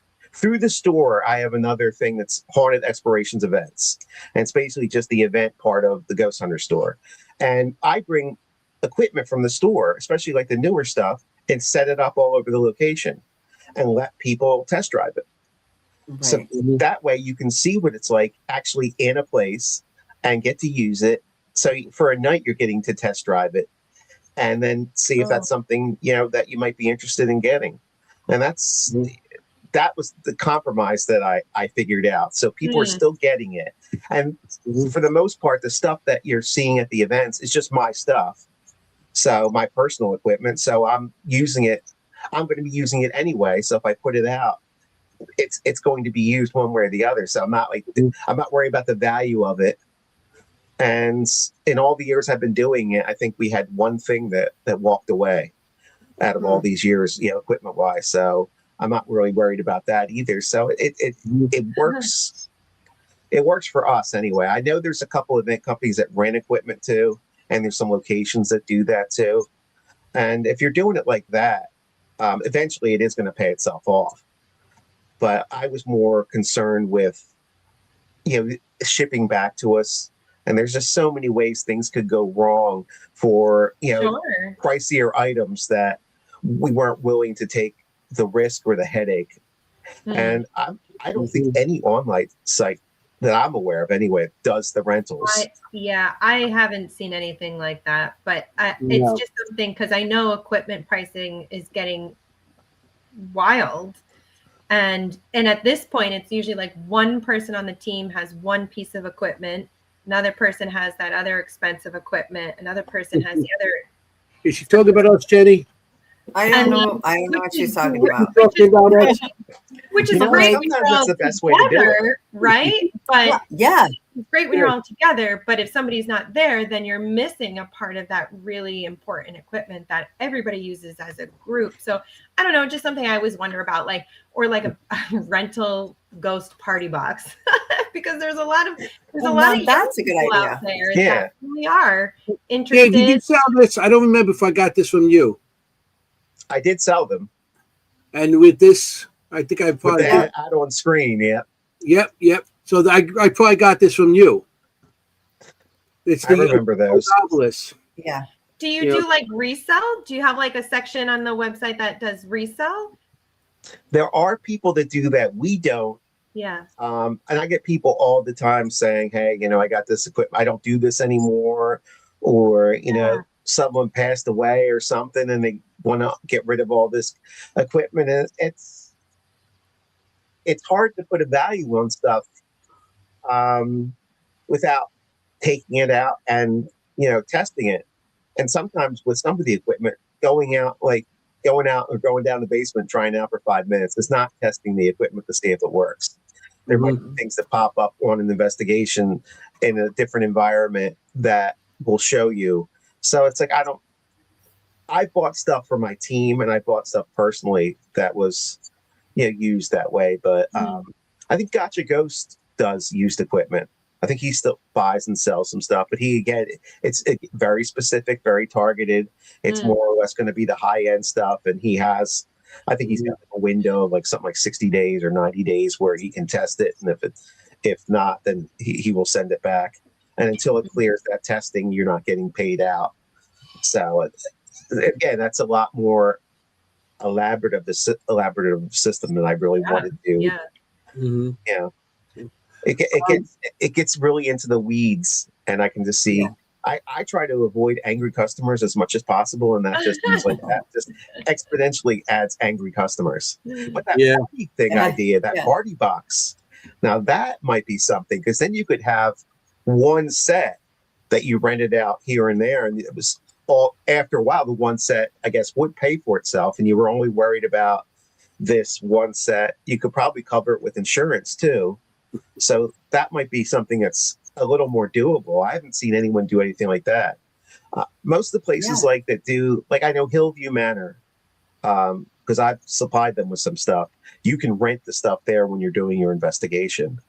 I know Right. some of the event companies like Third Eye Productions, they do where you can rent equipment. I think they do where you can rent cameras, video cameras, Really? and Okay. then you pay for the memory card, but you bring the memory card Mm-hmm. home. So then your whole investigation you have You film too. So Yeah. stuff like that. That's Larissa. Yeah. So Yeah. I mean, yeah, that's an investment, because video cameras are not cheap, and you're hoping no one drops them. And I Oh. dropped my cameras, so you know, I know that feeling. I had so many cameras that Yeah. were dropped on me. Yeah. So Yeah. it's if I drop them that much, I don't know how much confidence I have, unless I give the people Velcro gloves or something. I don't know. Yeah, I know. Just get Sign duct the tape, contract. You duct cannot tape, take and off tape your it to glove. the hand. I'd be. You have other things. I mean, you said before you had the podcast. I want to. That's what I showed. I'm going to show it again. You want to talk about this? This is Tri-C Ghost Hunters are the people who do the Parapsychon event up in Ohio State Reformatory. Oh, okay. They're the resident people, and this is their podcast, and they're having me on Okay. 2 weeks in a row. See, they because they're doing the Wow. demonology. I guess they know that there's no way they're going to ask all the questions in an hour, so Yeah. doing it 2 weeks back to back. But I Smart. have a podcast too, but we're not right now. We're not doing it. I don't know if you guys have gotten your prices increased, but we were getting priced out by some of the hosting companies. And it seems to be going around. So Mhm. significant price increases. So we're looking for alternate ways of doing it. Mhm. But you guys are much more professional than I am. I usually start by telling people this is the least professional podcast you'll ever be on. And Oh my God. We try to keep it fun. Yeah, we do, but sometimes it descends. Yeah, well, Sends into chaos. if we start talking Okay. about food Depends or how many Red Bulls he's had. I Yeah. had none tonight. What happened? I ran out of Red Bulls. I ran out of all my energy drinks, so I'm a little more Yeah. shot. Yeah. Yeah. I could totally tell. I knew it immediately. I knew Yeah, it. you knew it because I'm like, blah, blah, blah, blah, blah. It's like the scale. How many Red Bull? The Red Bull scale. Yeah, I ran out of Red Bulls. I ran out of the other thing I drank, and I Oh tried my to get a God. cup of count coffee, on the but it's screen. not You need a working. little How are you gonna count keep of your Red Bull energy up? cans across the screen, Yeah, I Oh, should. yeah. There you go. Yeah. so Just people know like how that. many Red you're Bull dealing cake with. tonight. Seriously, hear it's this? like a 3 Red Bull night, a 2 Red Bull night. That's how Exactly. we measure it. I got a whole bag here empties. Gosh. I'm gonna drop it off by the Gosh. homeless guy down the block. He can make a couple Work. bucks off it. Oh my know? gosh. You also got this coming up. I don't like. So I want to get some things in. Oh Yeah, that's. I swore years ago I'd never do another Paracon, and then Whitehill had asked me after having a bad experience with someone else doing their Paracon, and that was 4 years ago. So this will be the 4th year, and I like to look at it as like it's more like a festival. If you want to go into the big, I did the first 3 years of Penhurst, so I know what it's like to have thousands of people and hundreds of guests and all that stuff, and that's nice, but it's not. You don't get that like FaceTime with somebody. You don't get that more relaxed interaction with people. So we do it as it's a fundraiser. 100% goes to the Whitehall Mansion, and Katrina Weedman and Heather Taddy have been Right. coming for the past 3 years, and they'll be back this year, donating their time. to and when you're meeting them, you're not just rushing, get a signature sign, pose for a selfie, and you're out. You're meeting them. You're talking to them. You're having a conversation. There's no, it's not like you're on a line where you have to keep going real fast through people. Yeah. We have a lot of local people that are, I call them the local celebrities. We also have this year we added John Zappis and Brian Kano. Yeah, I see So that. they'll be there too. But we have a lot of other people that are going to be there. And it's one of those places that I would like to walk around, and that's how I made it more like a festival fair kind of thing. Got the food truck out there. There's little activities for everybody, all tied in basically to generate money for the mansion. So the historical locations, they can only get so many grants. You get grants, you're timed out or limited out on things. So you still have to pay the bills. Yes. And they do ghost hunting events. They rent it out for ghost hunts weekly. I think every weekend winds up being booked up there. Oh yeah, I do like 4 hunts there for the public, but it's they found a way that through using the off time of the mansion, time that there wouldn't be anyone there, where nothing would be on or anything at all, to use that in a way to generate money. And more historic places are realizing that. But I think Whitehill got on it really quickly and saw, a night and day turnaround of what they were able to make by just simply, weekends, we're not even using the lights when you go in there to investigate. So literally you're opening the door. That's all you have to do is open the door and then close the door and lock it. That's all it takes from them on their end. The rest is, 100% profit, because it's all volunteers that are there. So, I mean, it's costing you nothing, because you would still have everything that's being running at the time, like any heater or whatever that's going on. It would be on anyway.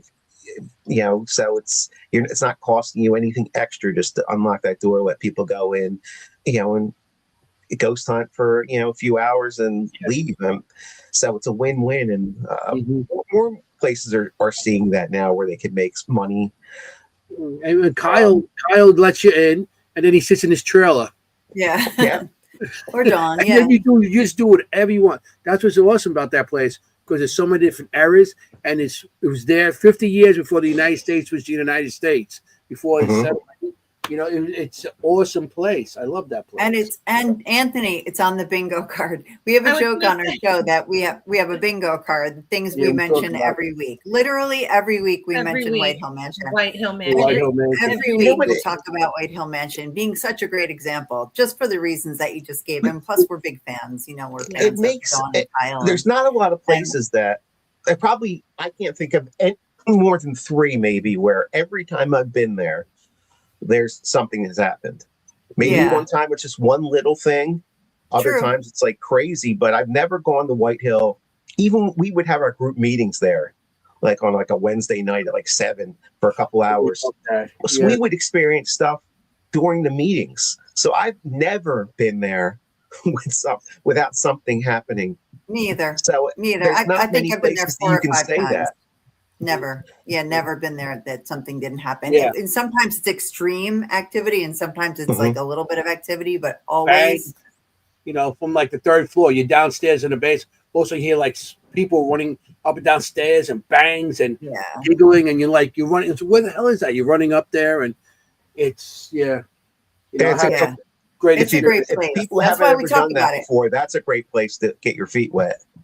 Yes. Because it's so many layers, even for people who are sensitive, to go in there. I mean, you're, like you said, you're predating the United States. You have different layers of people, from wars, and like real time, where you had the Hessians there on the property. You had just so many layers of people and what it was used for. It was the restaurant for a while. The different families that went through there. Food. That's the other thing we talk about. So we're going to get to that, because we're going to ask you my famous food question. Okay. before we let you go. The Yeah. tunnel that comes up from the river up to White Hill Yes. during, with all the, I found that when I have the portal sessions running with the Ghost Box, if I mention Bacardi rum gets a big hit. And that was one of the big ones that came up the Rum. coast. Oh, Yeah. So, Rum, yes. Rum is. Oh, Yeah, Yeah, and, for and sure. I feel like generally like a energetically safe place. Like, I mean, there's not dark. There are some more intense energies, but I don't feel. I mean, you would know as a demonologist, but I don't feel like there's anything that's super dangerous or like super negative there. There's negative energy, but it's not that kind of negative. It's negative energy from events that have occurred in the place. Right. Not negative spirits. I've never encountered anything bad there. Yeah. Bad in that sense. Yeah. I mean, there's stuff, there's questionable stuff that has happened there that kind of is imprinted, and maybe not all the spirits are happy to see you, but there's nothing that's malicious. Exactly. For sure. Yeah. I felt the same thing there. And so again, it's a great place to go. I don't think it's, it's a safer energetic space. My favorite place in there is the third floor with the little hole in the wall. I love the third floor. When I started going there, that was actually a hole in the wall. Now they framed it out. But when I first went there, years ago, when I first started opening up to investigations, it was actually a hole in the wall. You had to crawl in. Where? Get in there. On the third floor. There's an alley. Attic? In the attic? Third floor. Yeah. Well, that's the attic, I guess. I don't know. I'm calling it third floor. It's the top floor. Yeah, the top floor. And when you get up the stairs over to your right, over to your right, you got that wall, and then you have like a little hidden, with stairs. Now they got stairs and it's all. But when you used to go in there was actually a hole in the wall. So you used to have to crawl in to get in there. There was a table and stuff in there, and that's where I seen a couple of spirits in there and stuff like that. So that was a very cool place. Yeah. And I agree, the Paracon is such a good one. It does feel like a neighborhood festival, that you're walking around, like a fair. And we purposely don't get a table there because we love the atmosphere of walking around. We want to be the visitors. Well, I'd like to be a visitor one time. Right? I know what it looks like when I see the pictures of it afterwards, but I'm going on very few from Friday at 3 p.m. I think I can finally relax. It's Saturday at 3 a.m. because that's when the investigation's over. So it's like all that kind of winds up being, a blur. Yeah. I don't know. I have to ask people, did I eat? Did I eat something? Yeah, it's like, because I have no idea what's going on right now. I'm just running from place to place to place to place. But that's when you every love year, I think it's my last year, and then I wind up doing it again because I love the place. So it's kind of hard to not want to, help. Yeah, that place is awesome. It's like when we went there, we walked in. It was Jennie and I. We walked in, and I didn't stop talking to people from the minute I walked in, all the way around the whole place. Go figure. And Anthony, by the time we got to the end of the place, I stopped talking. It was closing on me. They said, "Okay, what are you?" I was like, every time I was talking to somebody because if I knew them or I just met them or whatever.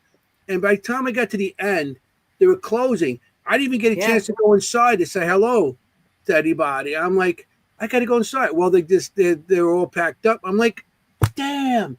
Get a mental picture of Anthony talking to everybody. We need to do like a timer, like 10-minute timer. Beep, next. Sorry, Anthony, time's up. Next. Your time's up. But anybody talked to me. Nobody chased me away. Hey, you're loitering or anything, I wasn't. Finally, I was like, all right, I'm going inside. I can't wait for him anymore. Yeah, she walked away from. That's great, Dave, because that's coming up. That's May 2nd. May. Yeah, it's coming up. Yeah. And we got a couple. What else did we add to it? Friday and Saturday night, we're going to be having gallery readings right down the road at the Town and Country restaurant. April Bussett is going to be doing the readings, and that'll be money raised for White Hill, and hopefully that brings people in, maybe a day earlier and come and stay at the local hotels and eat at the local restaurants, and because they support us. So we're getting more and more of the locals now getting more involved and wanting to do this as they can see this isn't just like a one-shot fly-by-night kind of thing. This is the 4th year, right. So we're getting more and more people involved with it, which is nice to see, because I've done some for places that I wonder what they did with the money. I've done big Paracons. I have no question of what they've ever done with any of the money, because every time you go, you can see something different. Now, I remember when you couldn't go in the front door because the pillars came down. We had to go in through the side door. And now you can go back in the front door again. There's just stuff that they've fixed over the years. We do another event for them as a fundraiser while I'm thinking of it, the Buccaneer Ball. You get to dress up as a pirate, and you bring your own bottle. There are actually the sea dogs who dress up as pirates, and they're singing sea shanties. And admission is whatever donation you want to make to the mansion. This is amazing. Really fun. So they make some money off of that too, and it's paranormal people, pirates, and alcohol is an amazing thing to see. It's almost like they were made to be together. I don't know. You had me at pirate, so I know, right? I didn't need the rest, but that's great. Buccaneer Ball. I was like, ooh, when is this? Yeah, it's the first Saturday in December every year. So I don't know what that falls on this year. No, but that's nice because everything's over, in December. Yeah. Like, and it's good for wearing the pirate costumes, the heavier ones anyway. Yeah, it's a little because chilly then you're not worried about sweating or freezing. Either one. Let's see. The 5th, December 5th this year. 5th, yeah. We gotta put that December down. 5th would be the Saturday. That's always a fun time, depending on what the temperature's like. Sometimes it's a little colder, but you got multiple areas to go to. Sometimes down in the basement it's a little bit warmer than it is.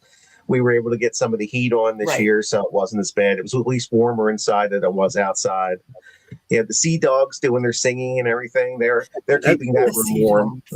So it's a fun event. That sounds cool. That is so cool. I love. Yeah, I mean, the fun is a big part of it, isn't it? I mean, the other thing we say every week is like that we know nothing, right? Like we know nothing. Like we're always searching. We're always trying to learn. We're all, we don't know. I feel like we know this much, right?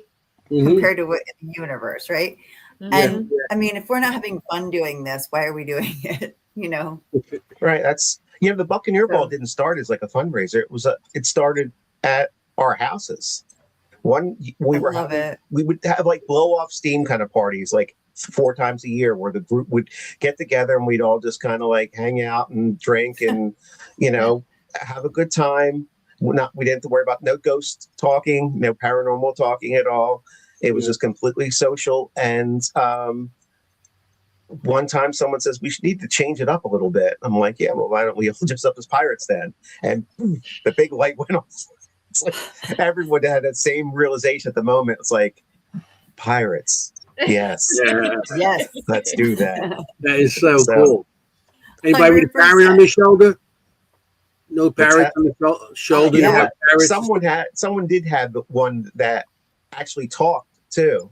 Oh, really? It was like motion sensitive, and it would say things. Cool. Most of it, I think it was from Spencer, so it was probably a bunch of profanity spouting out. But pirates, that's allowed in a pirate. That's okay. Anthony's real pirate talks like that too.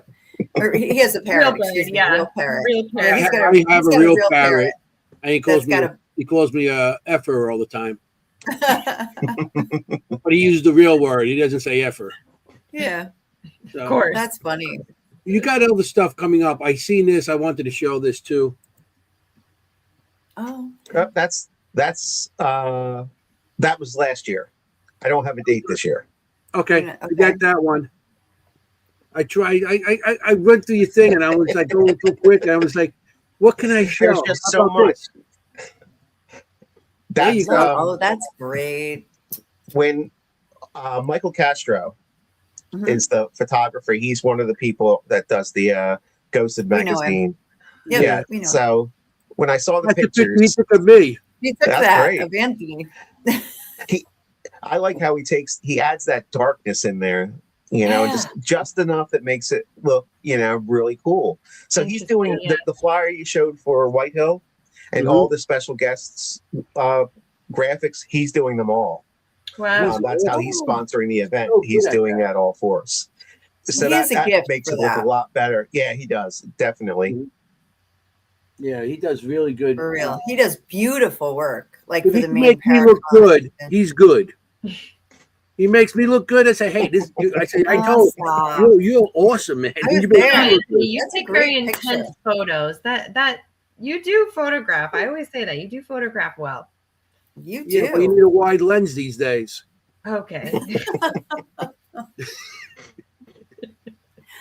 That's No, he why does. He really all does. the He pictures does. she's got of me, I just cut off here and just take Oh the my rest. It's we don't need to Crop see it. that. Yeah, he told me to cross my arms and like, good. You can't see my stomach. No, it's I got- good because you can see your tattoo. It's so I good. see my Yeah, your gabagool. gabagool shirt on. Gabagool shirt, That was at the Parajam. Parajam last year. Yeah, he was right next to me, and there's nobody Yeah. coming in and out. So he goes, "Come here. What's Yeah. up, man? Let me take a picture of you." Sure. Notice he didn't ask goes, me. "Cross your He was arms, like- do this, do that." All right, fine. So he sends that to me, and then I posted it on Facebook. Said, "Thank you, Michael Danger. This and that and all that." And, yeah, forget about it. And There you go. and and then all of a sudden, a couple people came in. They see me on Facebook, and they came in, and they went to him to get pictures done. I said, Good. that's so cool. That's so cool. Yeah. It was Skylar, and her dad, Chris.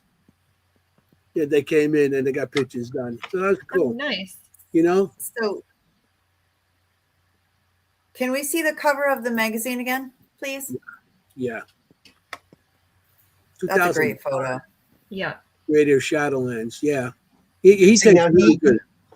He had never heard of the Shadowlands either, because I mentioned to him. He goes, "What can we cover?"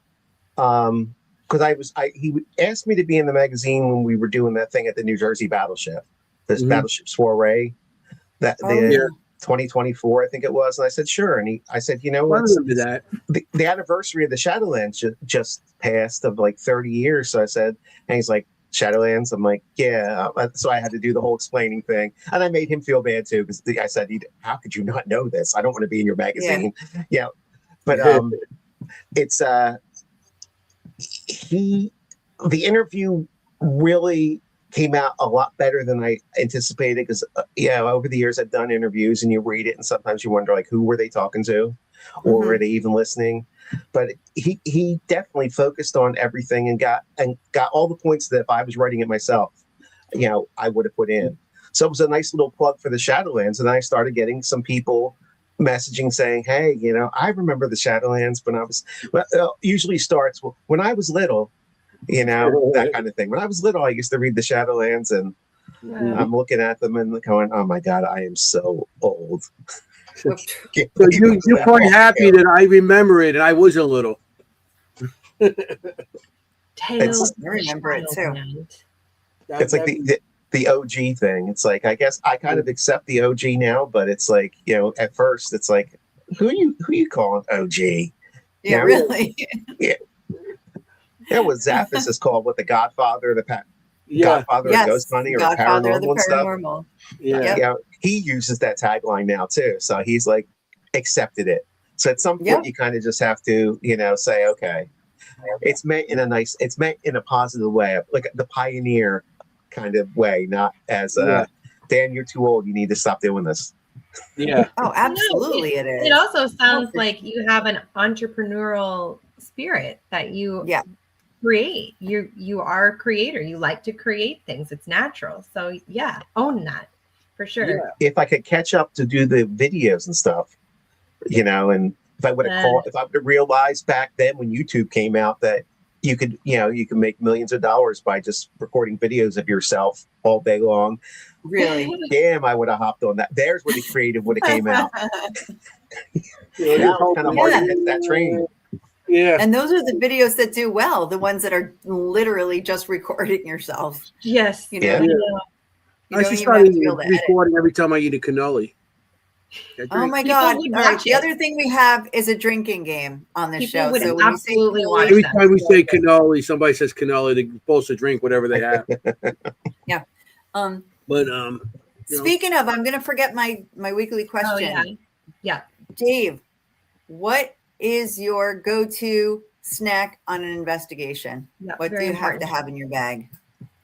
I Just would a say fun peanut question. M&Ms. Oh, it's a good one. We've never had Wait, that. regular M&Ms or peanut M&Ms? Peanut. Yeah, peanut. peanut. Okay, Peanut good. M&Ms. Thank God. She was like, So- no regular bullshit. Okay, So you're getting the it's gotta be the sugar, peanut. the chocolate, and you're getting the the peanut That's too. great. Great Sounds choice. like hiking. yeah. That's The like hiking protein. food. Quick energy. You got Yeah, three the trail food groups there, you know? You thought that through way too much. Dairy I think I would have and- just been like, they're delicious. And They're a like- I remember, going back, to younger years, camping and going like hiking and stuff. Oh yeah. You look at even trail Yeah. mix. You throw in some raisins in that bag of Oh, peanut yeah. M&Ms. You got trail mix right there. So Mhm. you're almost there. That is a great. I agree. I'm liking this rationalization. I'm on board. Yeah, she's with it. Okay, you're gonna bring the trails mix this one? As next long as one, you have Kim? your meat sticks. Kim likes her jerky. I'll bring Yeah, I my got I'll bring the jerky, and then you could have the trail mix, okay? So that Right. if my wife goes and gets me snacks to go on the road with stuff, there's Mhm. always the the foot long Slim Jims and stuff. That's Yes. almost Okay. always in the bag. Yeah. Yes. Mhm. Great choice. By the way, I just want to say I like your shirt. I like that shirt. That's the Templars. Yeah. Oh My- yeah. Find all Somebody these mentioned different that in the themes. chat. Did they? Yeah, someone mentioned Yeah, it. somebody in the mentioned it in the chat too. I had no idea what they were referencing. Yeah. I don't know That's how our much you friend can Adam say. in That's a nice Texas. Templar shirt. You can see the Let's see if I cross go there, back. and then- There you go. Oh. The then night the dealing. And this That's is all cool. supposed to be like chain mail and stuff. She finds all these different themed sweatshirts. That's an Love awesome it. shirt. 'Cause I love the Knight Templar stuff. I like Knight. I don't know if I ever came from there because I collect knives and all this stuff. Maybe it's a past life I had. I have the Uh-huh. whole setup. I have the chainmail armor, the helmet, the sword, Do and you? all the cloth, the cloak, and everything. And I'll tell you, I the sense another I've had night people coming. in past life told me that in past life I was some kind of clergy, fighter or knight. And the first time I put all that on, I was doing it like for Halloween because my wife had bought me stuff here and there, kind of just as like something to have. You're never going to wear it, but I'm like, hey, this stuff fits. I'm going to put it all on. As soon as I put it all on, I put the helmet on. Yeah, I swear to God, I had looked out those eye slits before. It was Yeah. very, Oh, yeah. very surreal. So Wow. It Yeah. felt Yeah. like home, like you felt like you've been there before, for sure. yeah, Yep. I almost cool. feel like it's the Crusades or something like that. That would Yeah, be that's what I was gonna say. Crusades. yeah, that's what I think. I think it was back then because they said Yeah. something about like heretic too, and it's like that the The Friday church the burned 13th, down. That's right. where they were taken down and tried as heretics. So Mhm. it's Right. it started making sense then. It's like, oh geez, maybe there was something to that. Yeah. The I also Catholic love Church how and supportive the of French, white the French king and the Pope went against them because they owed money to them. Yeah. Yeah. Wow, that's pretty cool. Next, that's gonna have to be a next theme night. First pirates and now knights. and then medieval Oh, medieval. That would be really good. or Okay. knights. I mean, whatever, I'm either liking way. it. I just like to dress up, so whatever. I'm a big costume person, so whatever. So you say you talk about your team, your team. So what does that consist of? I have been a director of South Jersey Ghost Research Okay. for, I believe it's 28 years. They're one of the oldest groups in the country. They go back to 1955. Oh, wow. So when I started, one of the one and only founder of the original team was still in the group. So I learned a lot of stuff from her. Huh. I learned how you put the client first. I learned that when you're in someone's house, you're not there to get the best DVP or the best picture or any of that. You're there to whatever they need. If they need proof that there's something going on or they want to know who it is, whatever they want, that's what you're there for. If you happen to get something, that's great. But even just how you use equipment, I don't go in and I bring a REM pod into a private house. I put it in the middle of a room, on a bed, in a hallway, and that's it. I don't ask a spirit to go touch it. I don't ask a spirit to light anything up because you're training a spirit in a home that telling them it's okay to mess with the electronics in the home. Right. And you're teaching them how to do it. So when you leave, what you've taken the REM pod with you, now what are they going to start trying to light up and turn on? So using the equipment different ways, it may not be as fun because you're not getting that, that interaction as we do when we're going to like a historical place, but you're still getting what you need for the, the client. There's movement in that room right now. So, okay, then maybe you go, then you do EVPs in there, you take pictures, but it's a much different atmosphere. And I don't know if I would have come to that place of understanding that as quickly, or if ever, if I hadn't worked with her. Because now I train everybody and I make them, when we do little pop quizzes or tests, like what a piece of equipment can't you bring into a private house? Just give me one. And the ghost box is a big one. The obelisk, things like that, things that you can't predict what it's about to say because you don't know when the client's listening. I've had clients put recorders just down in a room that you don't realize they've left recording. So you think you're alone, and they're recording everything where the obelisk is saying devil and death and all different kinds of crazy stuff, and they're hearing all that. Or EVPs or over the ghost box where you hear something, but they hear something completely different, and you can't convince them otherwise. They've heard it, and that's it. So what did they hear? I mean, just think of the famous Get Out. People hear Get Out, they hear Amityville horror stuff, and they're running out the door. I tell people that you hear Get Out, that's 2 words out of a sentence. Suppose it's saying get out the cards. I want to play poker. And we only recorded 2 of those words. The context means everything. Get out, the house is on fire. To a client, when you're sitting in their house and they hear Get Out come out of this piece of equipment, they're not going to buy that rationalization. No. They heard Get Out, the for sale sign's going up, and they're going to go sleep at a hotel. So that's just, are you really there to help the people? Then if you're willing to chance that, are you really there to help them? And a lot of people don't think about it. So they're not doing it maliciously, but there are people that do know better, and they're doing it anyway because they want that instant gratification. They want to hear the voices go back and forth. The fact that they're in someone's house is just an opportunity to do another ghost hunt someplace that probably no one else has done before. No. They're looking at totally different motivations for it. So it's when I do my ghost hunting 101 classes, I teach that too, where it's the equipment. There's 2 ways to use it. One's for regular investigations. One's for, homes. And then, then there's ways, not to be stupid about it, Yeah, sure. Things you don't ask. One of the an obelisk go off, and the client came in the room and said Michael on the obelisk. I'm like, Michael. She starts freaking out. That's my effing ex-husband. He's dead. No. He's haunting me now, and I'm like, oh no, what happened here? And she thought her ex-husband, he's not welcome here. We're gonna get the exorcist here. Oh man, she just freaked out, and because he was an abusive man, and he ended up dying of a heart attack while he was beating her. He died of a heart attack. Oh my gosh! Yeah, and that how. And then she got, years later, she got remarried and everything. But when she got remarried, activity started up.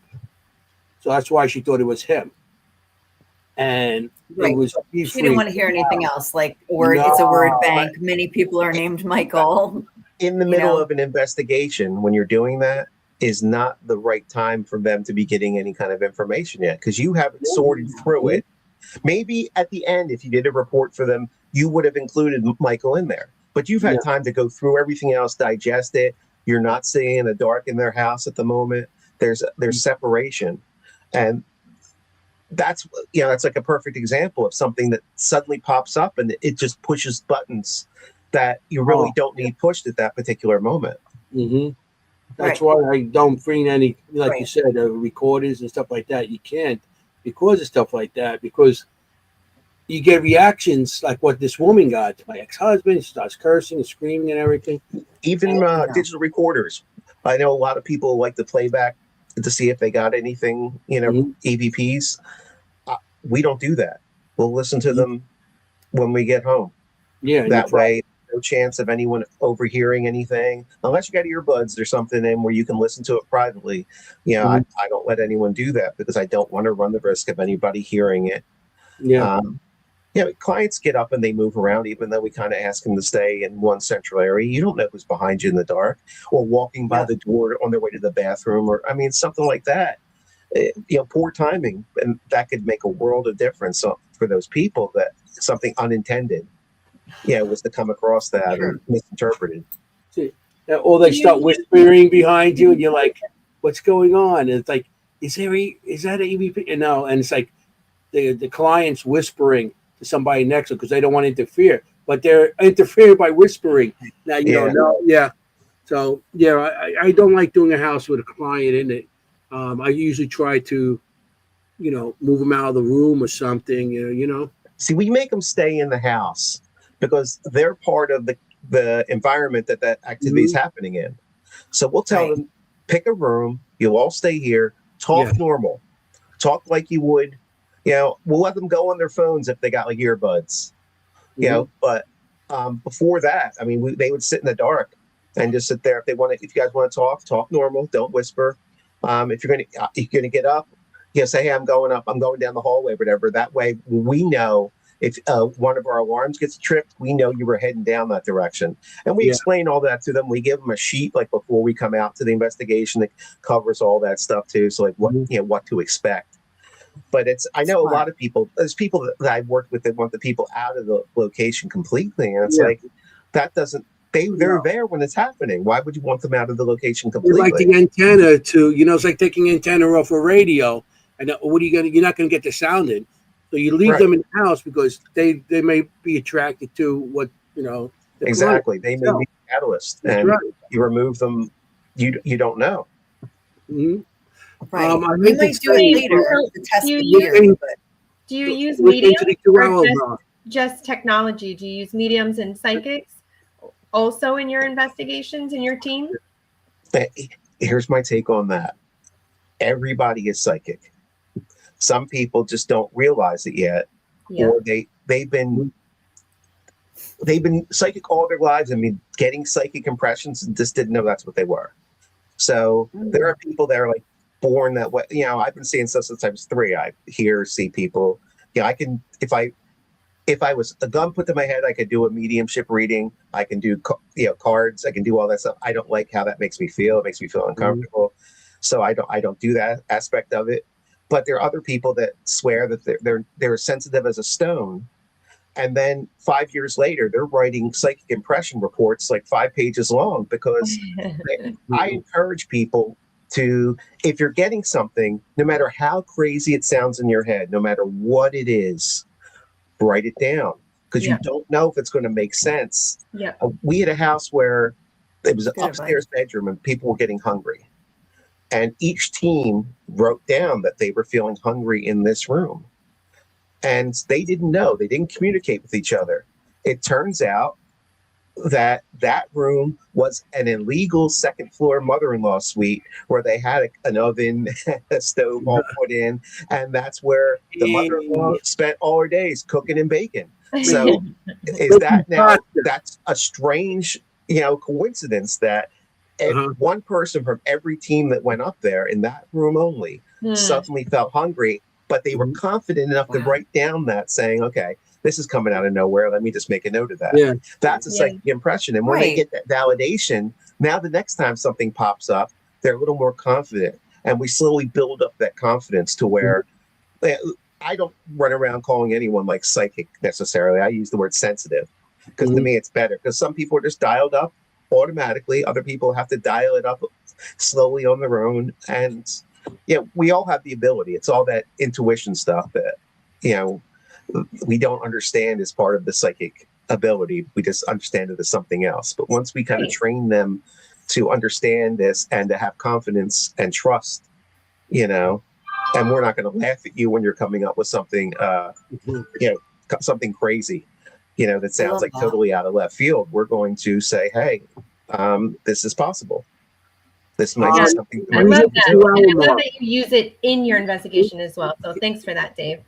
Yeah, we hit the 2-hour mark. So, oh my gosh, that went so fast. Dave, how can they get your equipment or anything that you want to advertise? Or everything comes off of either Facebook, where you can check out my Facebook page. It's Dave Giuliano.